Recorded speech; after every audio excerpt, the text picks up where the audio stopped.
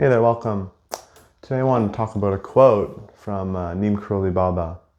So there's a quote by him, I think it's in the Divine Reality book, where he says, service to all is Atma Young. Atma Gyan is, Atma is self or soul, like true self, and Gyan is knowledge or wisdom or knowing. And so he's basically equating karma yoga to jnana yoga. Atma is the path of the jnani, to know, to understand, to have the wisdom of truth, of the true self, of the infinite.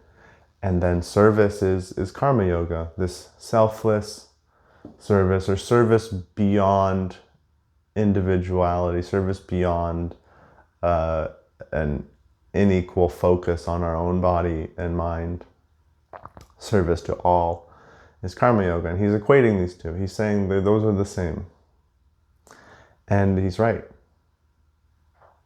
That's an unfortunate diversion that can happen in many of these spiritual traditions, is that we create these different pathways, and sometimes certain advocates will create this hierarchy as their path is better, and they kind of circulate and stay in that, but then they don't really expand into the actual total. You can see this in many jnana yogis, even Advaita Vedantin practitioners. They're very intellectual, they're very scholarly, academic, they're very meditative, they're very focused on that realm of reality, even though there's infinite realms of reality. And this is just not the full way. It can be part of the way, but it's not the entirety. And so they understand that the idea of self is an illusion, and we're actually this infinite self, which is Brahman.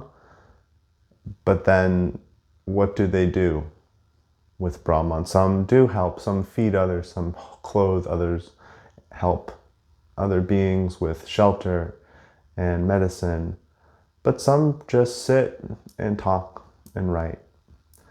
And so Neem Karoli Baba is trying to tell us that to really enact the grace of our infinite nature is to help all other beings as they are part of our infinite nature. It's like, putting a Band-Aid on our elbow when it's cut. It's just a part of our infinite being, and we aid it. We go to it to help. It sends a signal saying help, and we go to help. And so I'd like to talk about how karma yoga and jnana yoga, how this sense of service and contemplation are to be united in this day and age. Because in the Western world, in the developed countries, with all this technology and all this infrastructure and systemized property rights and private property and rules and laws and regulations and heavy threats of not abiding by those laws and regulations, we live in a world where it is not easy to be of service to others. It is easy to give people what they demand and want. It's often a product, something to consume, something to, uplift an image. But it is not easy to actually help people. It's not easy to go down the path where you aid somebody, and many people, into love, getting them out of starvation, getting them out of homelessness, giving them a secure future indefinitely, not just temporary aid. This isn't easy. This is not designed easy. Everyone owns the land. Everyone owns things, and they want money and resources in exchange for the use of those things. And so it is not easy to indefinitely give other people food, shelter, and hospitality, unless you yourself also have these things, and you can, but a lot of us can't. A lot of us can't afford that. A lot of us, that we are not at that echelon of financial prosperity or material prosperity. And so another way to help others is to give knowledge, to share love, to share the grace of the infinite. And this is also hard. This is also hard because there's stigma towards being spiritual, religious. There's stigma towards being free-spirited, aloof, foolish. Stigma against being maybe new agey, being woo-woo. There's stigma against being preachy. There is stigma against acting confident when you don't have credentials that other people accept.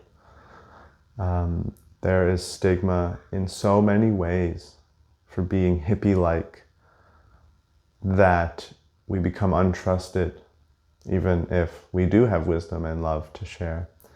Not everyone will untrust us, but a large portion of the population will not trust religious, spiritual, and esoteric personalities because of societal memory from people that have abused those things in the past, and different media streams that have just over time made fun of these things or downplayed them and uplifted the more reductionist, scientific, exact approach.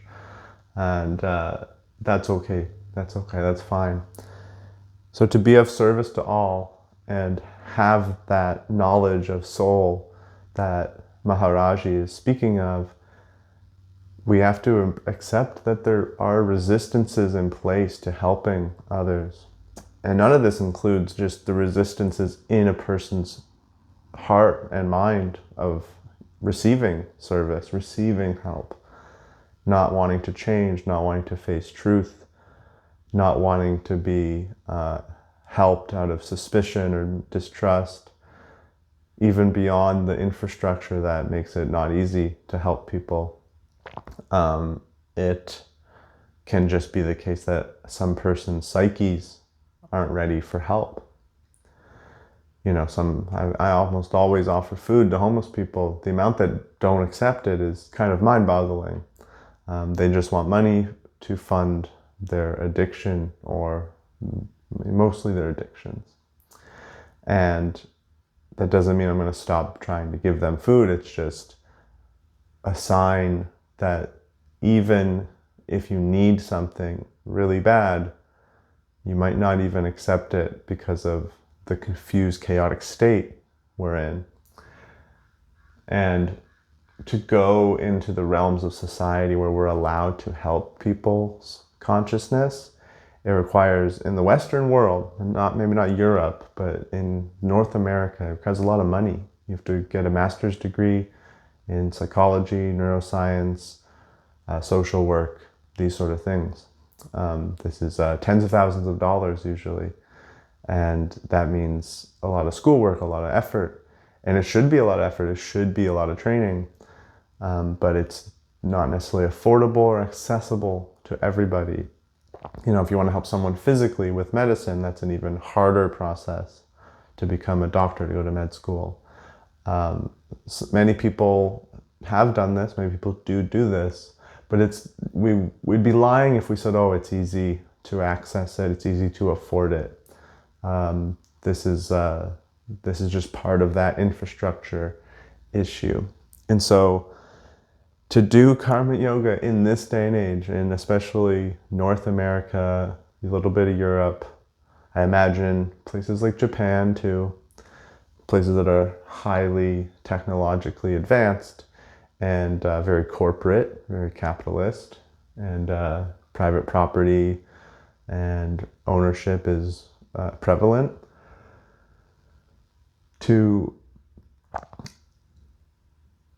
actually help people, we gotta just not help them. We have to accept that we're not gonna help them.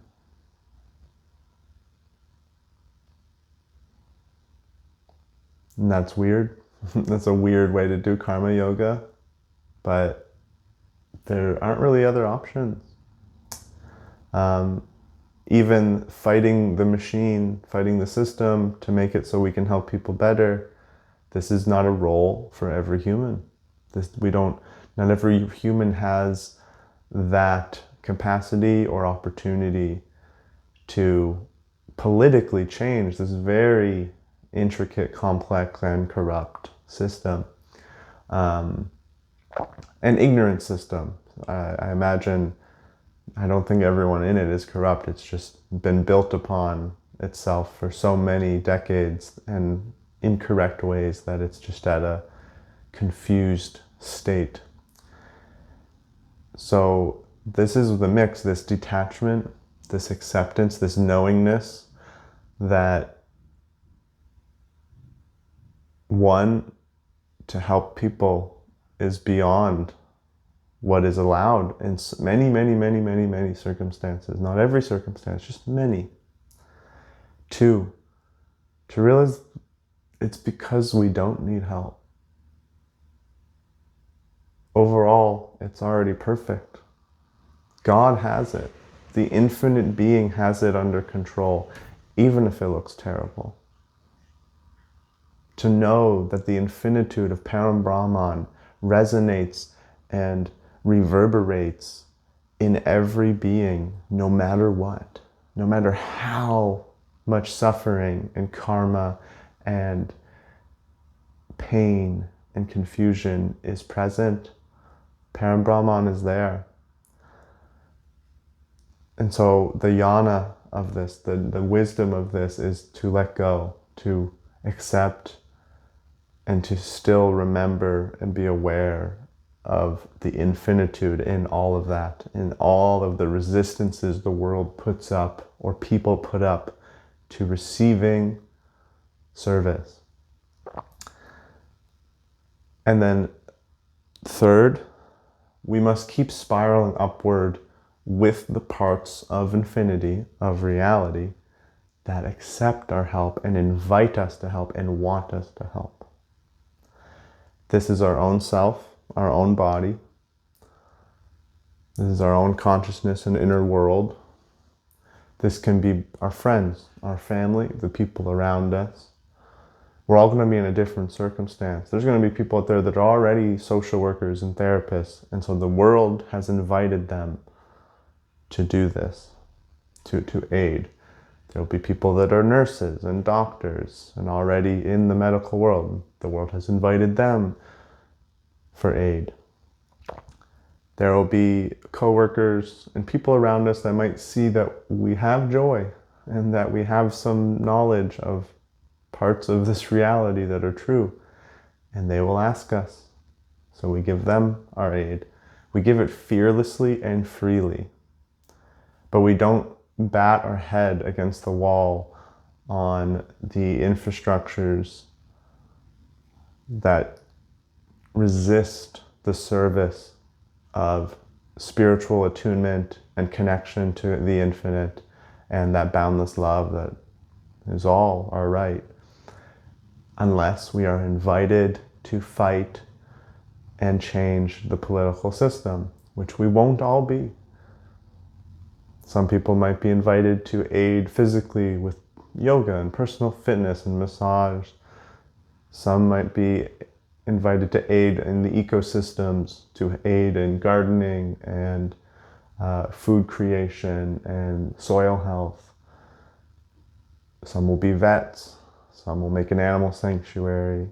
Some might just struggle to get by, but they know these things because they received the grace of the infinite to know the infinite, because that doesn't require any specific training. It doesn't require any level of knowledge or language or virtue or merit even. It is completely open to all beings, no matter. And so we must go from where we are, do service without force, only as is invited, fearlessly, freely, without resistance in our own being to giving service, to giving help. But then we know ourselves by realizing that it's all going to be okay. Death is just a dream. Life is a play.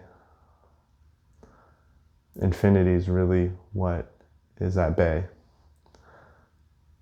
We let it happen, we let it go, and this way we can actually give the jewel of consciousness and love, because we aren't worried, we aren't anxious, we aren't guilty, we're not ashamed, we aren't upset that we're not doing enough.